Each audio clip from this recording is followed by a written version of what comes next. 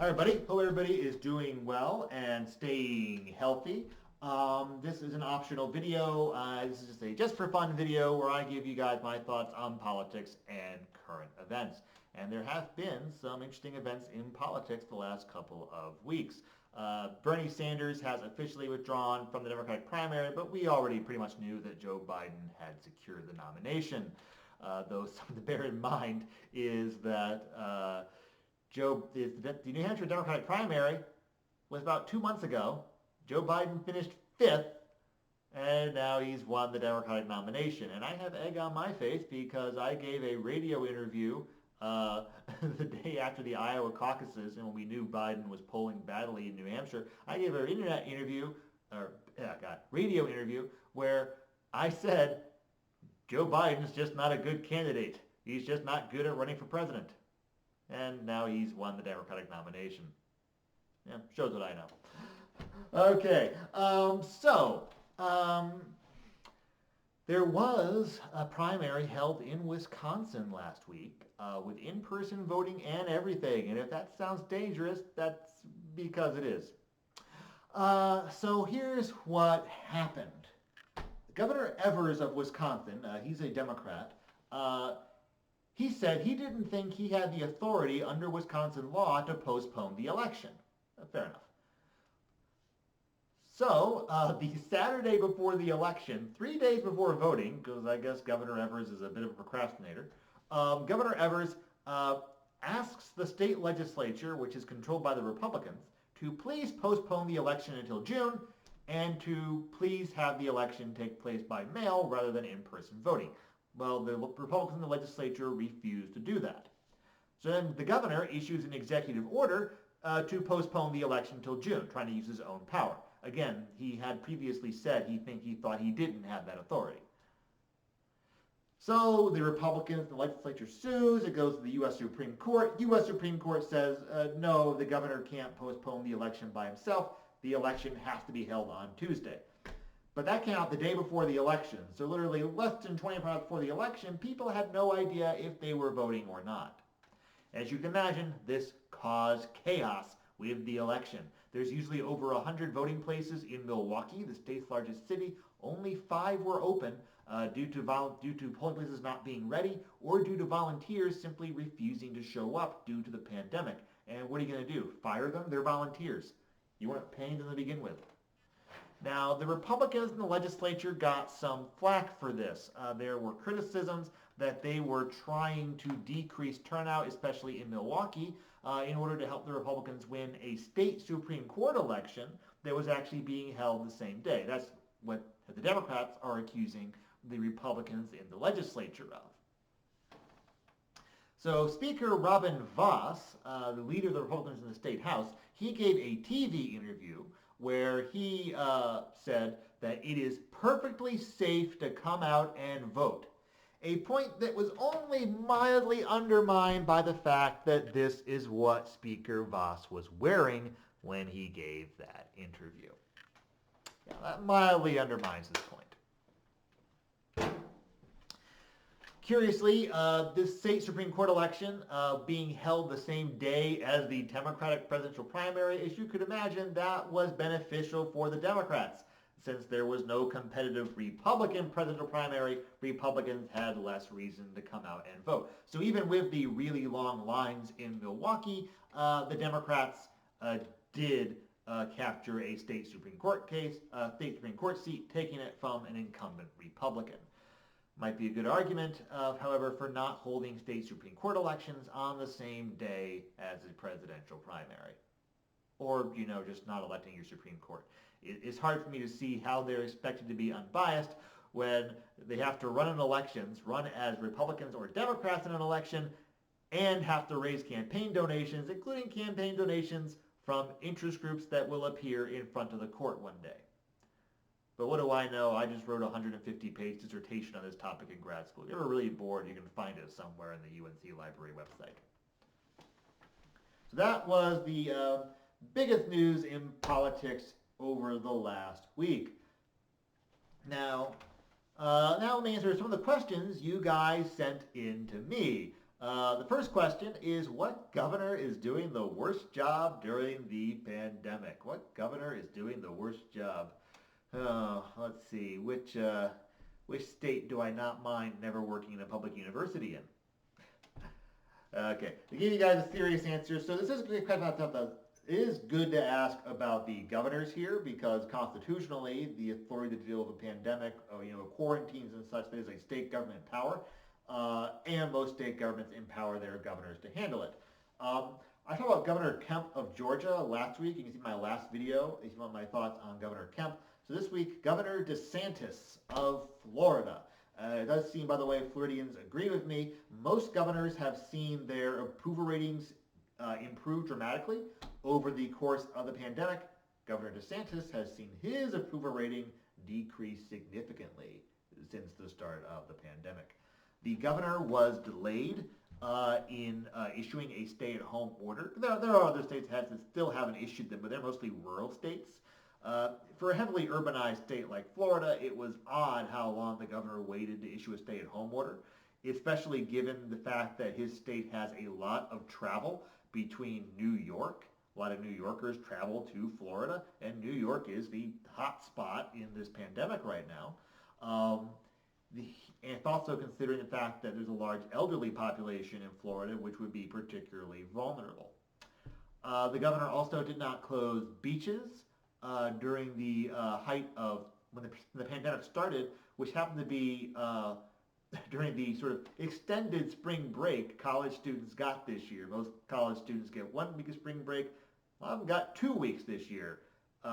Spring break being extended as university administrators try to figure out what to do about the semester.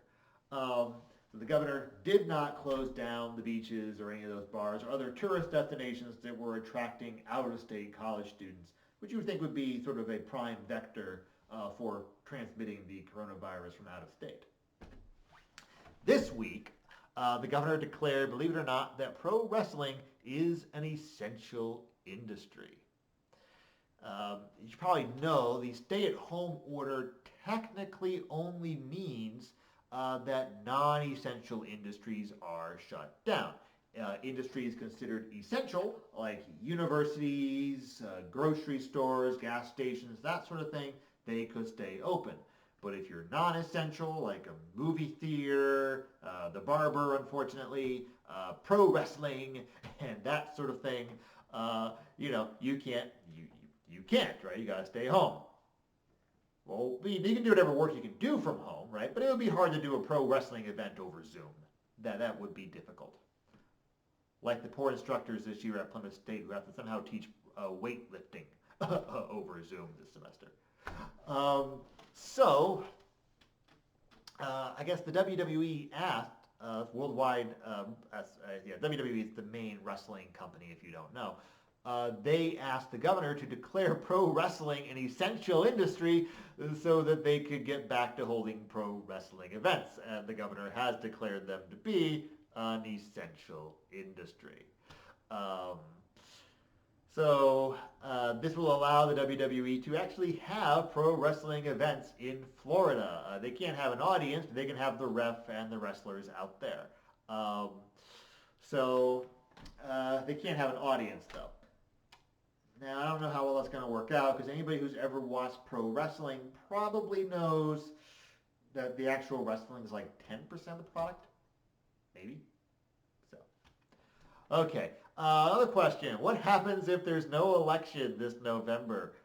There will be an election this November. Hypothetically, if there was no election this November, President Trump would not get to stay in office. Actually, having no election this year is the only way to guarantee that President Trump isn't president next year. Let me explain. When President Trump was elected in November 2016, he was elected to serve as president from January 2017 to January 2021.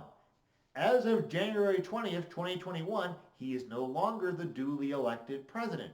In order to remain president, he has to win this November's election. If there's no election, he's not duly elected, he cannot be president. Right? Okay, so if there's no election, there's no duly elected president to take the oath of office in January 2021. Who does power go to? The vice president? No, his term expired at the same time as the president's did. Under the Presidential Succession Act, power then goes to the Speaker of the House, except the House has a 2-year term, meaning their terms also expire in January 2021, and if there's no election, there's no House members. The House will have 0 members. Now, the Presidential Succession Act, if there's no president, vice president, or speaker, power then goes to the president pro tempore, or president pro tem, of the Senate. If you haven't heard of this office, that's because it's, for the most part, an empty honor. It usually is a title that goes to the longest serving member of the majority party. Okay. That's only a tradition, though. It's not a rule, but it's only the tradition. The president pro tem is chosen by their fellow senators from among their number. Okay. However, 2/3 of the Senate will still be in next January because they serve 6-year terms, so they could elect the president pro tem even if there's no election. But a disproportionate number of the senators up for re-election this year are Republicans, meaning actually if there is no election in November, come January 2021 when their terms expire, the Democrats will actually have a majority in the U.S. Senate. And if they then follow, and then whoever they chose as a president pro tem would become president. And if they continued with the tradition of electing the longest serving member of the majority, they would choose Senator Patrick Leahy, Democrat of Vermont. That's right, under this scenario, a Democrat from Vermont could still wind up as president, just not the one you thought. Again, there will be an election, but hypothetically, that is what would happen. Okay, so now it's time for the old-timey politics story of the week. Okay, I'll stop that now. As you can see, I've discovered the filter function on this app. I'm going really old-timey. This time, ancient Athens, the world's oldest democracy, 2,400 years ago. The ancient Athenians had a process called the ostracism. This is basically an election that you did not want to win because whoever won the election would be exiled from the city for 10 years. Yeah, they would kick you out for 10 years. You weren't guilty of a crime. They wouldn't steal your property. In fact, they would make sure that somebody took very good care of your property and gave it back to you when you returned in 10 years. But you had to leave for 10 years, and if you came back before then, they'd kill you. This was usually used whenever the rivalry between two politicians got out of hand. It actually worked really well in the Athenian system of democracy, but explaining why would take a while. So, I will note, though, if you want to know why it's called an ostracism, that's because they voted on the back of pottery shards called ostraka. Paper was rare. So, one year, the rivalry between two politicians got out of hand, so they had an ostracism to vote one of them out of the city. And one of the candidates, if you will, was Aristides. Again, he did not want to win, right? Aristides was called Aristides the Just, and that's not something historians call him. That's something people in his own lifetime called him because of how honest he was. So on the day of the ostracism vote, Aristides got in line, and an illiterate man got up to him and said, "Could you? I can't read or write. Could you please write down the name of the person I want to exile?" And this wouldn't have been unusual. So Aristides goes, "Sure. Okay. Who do you want exiled?" And the illiterate man goes, "Aristides," clearly not knowing who he was talking to. And Aristides goes, "Well, why do you want to exile Aristides? What has Aristides ever done to you?" And the illiterate man goes, "Nothing. But I'm sick and tired of hearing him called Aristides the Just all the time." So Aristides takes the pottery shard, writes his own name down, and hands it back to the man. Can't say he wasn't just.